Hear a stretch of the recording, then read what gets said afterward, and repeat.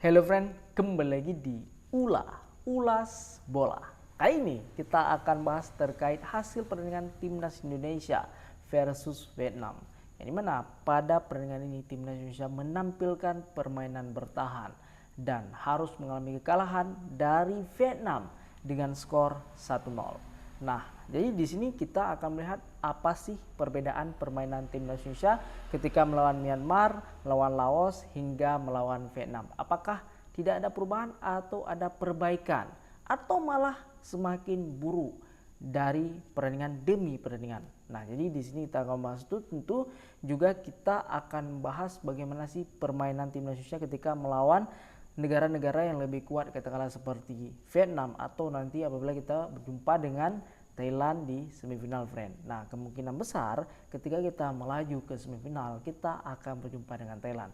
Kenapa? Karena kita akan bahas terkait klasmen sementara grup B Piala AFF 2024, friend. Nah, sebelum itu kita akan melihat dulu permainan Timnas Indonesia di babak pertama. Nah, pada babak pertama kita melihat permainan Timnas Indonesia cukup solid dalam menjalankan perintah Coach Sinteyong, yang mana kita harus bermain bertahan, dan ini cukup membuat pemain Vietnam frustasi dalam menyerang, friend. Karena walaupun mereka telah menyerang dengan cepat, dengan akurat, serta dengan berbagai variasi permainan mereka, dengan skema A, skema B, skema C, dengan berbagai peluang yang mereka ciptakan. Di babak pertama saja belum sampai 30 menit itu sudah ada 3 peluang emas yang paling berbahaya yang dimiliki oleh pemain Vietnam, friend.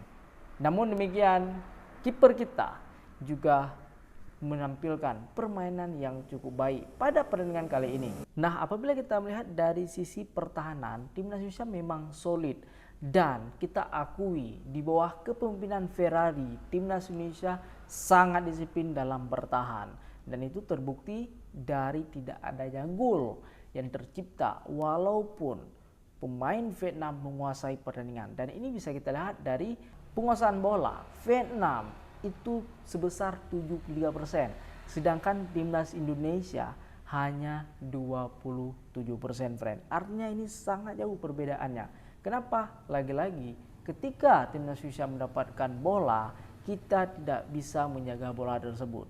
Sangat mudah terlepas. Secara pertahanan, Timnas Indonesia memang sangat solid di babak pertama. Namun, yang perlu kita perhatikan juga, permainan bola ini tidak hanya soal pertahanan, tetapi kita harus seimbang antara pertahanan dan penyerangan. Nah, di depan Erling Caraka atau Hoki Caraka ini sangat tidak menampilkan permainan yang bagus. Dia malah melakukan pelanggaran yang sebenarnya tidak perlu dilakukan.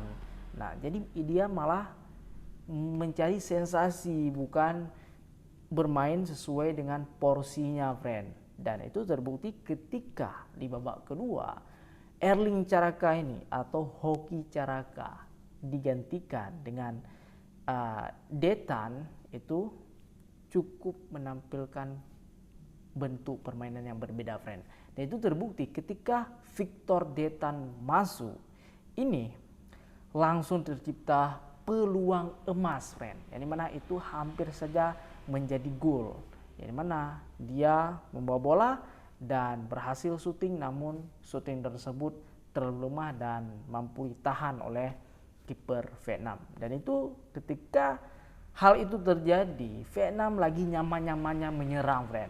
Maka dari itu mereka langsung tersadar bahwa mereka terlalu nyaman dalam menyerang, sehingga mereka telah melupakan pertahanan mereka, friend.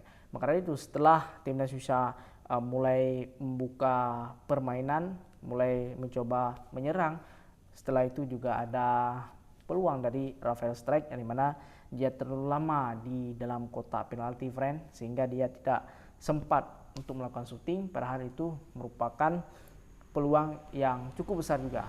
Nah, dalam hal ini yang perlu dikritik adalah ketika keluarnya Hoki Caraka, penyerangan Timnas Indonesia lebih hidup, friend.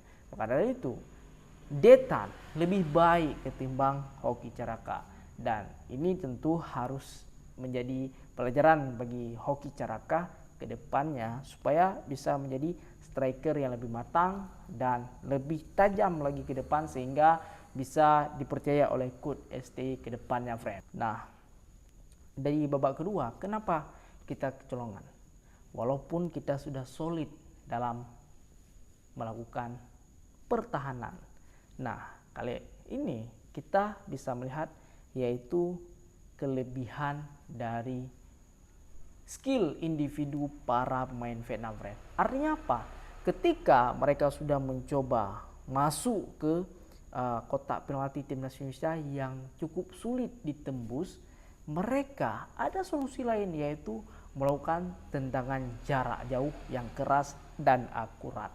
Dan itu terbukti ketika ada pemain Vietnam yang mampu menendang bola dari luar kotak penalti yang keras dan terarah, dan bola tersebut membentur mistar gawang dan pantulan bola tersebut dapat dimaksimalkan oleh pemain Vietnam lainnya.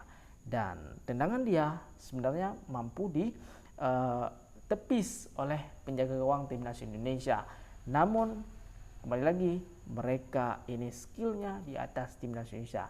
Artinya shooting mereka ini keras dan terarah. Maka dari itu ketika kiper kita menahan bola tersebut, tetap bola tersebut akan lolos ke belakang alias gol karena bolanya cukup keras, friend. Maka sulit bagi penjaga gawang untuk menepis dan menahan bola tersebut. Maka dari itu skor menjadi 1-0. Setelah skor menjadi 1-0 tersebut, maka bisa kita lihat permainan Vietnam ini bisa lebih reda alias mereka tidak melakukan high pressing lagi, mereka tidak terlalu cepat dalam menyerang, mereka lebih seimbang dan lebih berhati-hati dalam melakukan permainan ini di sisa-sisa waktu yang ada, yaitu sekitar 12 menit waktu normal, friend, pada saat gol tersebut terjadi. Nah, di sini kita bisa lihat bahwa secara permainan timnas Indonesia memang sudah lebih baik. Artinya apa? Walaupun secara passing kita masih banyak kesalahan, masih mudah kehilangan bola, namun ketika pemain lawan melakukan pressing tinggi, kita sudah bisa keluar sedikit demi sedikit.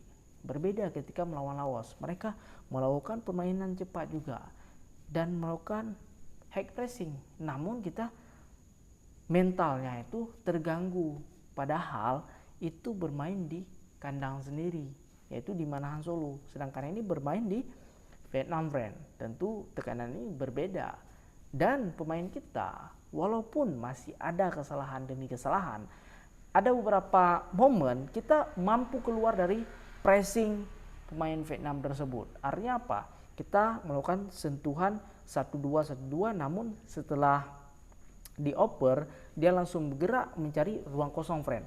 Nah, hal itu ada beberapa sukses, namun ada juga kesalahan passing yang masih dilakukan oleh timnas Indonesia. Dan ini tentu menjadi PR tersendiri bagi Garuda Muda ini, friend. Walaupun hasilnya kalah, kita tetap harus mendukung timnas Indonesia karena ini merupakan timnas muda, Garuda Muda yang hasilnya tentu tidak akan kita nikmati sekarang. Tentu ini ke depan, mungkin tahun depan kita sudah bisa melihat hasil dari pertandingan-pertandingan yang telah dilaksanakan ini, friend. Dan itu terbukti ketika Coach Shin Tae-yong menurunkan U23 di pemain senior kemarin di Piala Asia, yang dimana rata-rata umur timnas Indonesia itu sekitar 23 tahun, friend. Nah, ketika Piala Asia U23-nya, kita bisa lihat bahwa timnas Indonesia mampu mengalahkan Korea Selatan. Artinya apa? Ketika kita sudah bermain di level yang lebih tinggi dan kita diharuskan bermain dengan levelnya kita, itu tentu akan lebih mudah kita lewati dan jalani, friend. Karena kita sudah merasakan yang lebih tinggi, friend. Maka dari itu ini suatu hal yang baik dan langkah yang bagus diambil oleh Coach Shin Tae-yong, friend. Nah, kalau menurut pandangan saya pribadi, ketika kita melawan tim-tim yang lebih hebat dan pertahanannya sulit ditembus, maka dari itu solusinya adalah kita harus memiliki pemain yang memiliki skill individu, friend. Baik itu skill dalam dribbling maupun skill tendangan jarak jauh, friend. Dan itu bisa kita lihat dari Vietnam. Ketika sulit menembus pertahanan timnas Indonesia, mereka mencoba syuting jarak jauh dan itu terbukti ampuh, friend. Maka dari itu timnas Indonesia tidak ada yang memiliki kualitas seperti itu di skuad U22 ini. Tentu ini harus diperbaiki ke depan.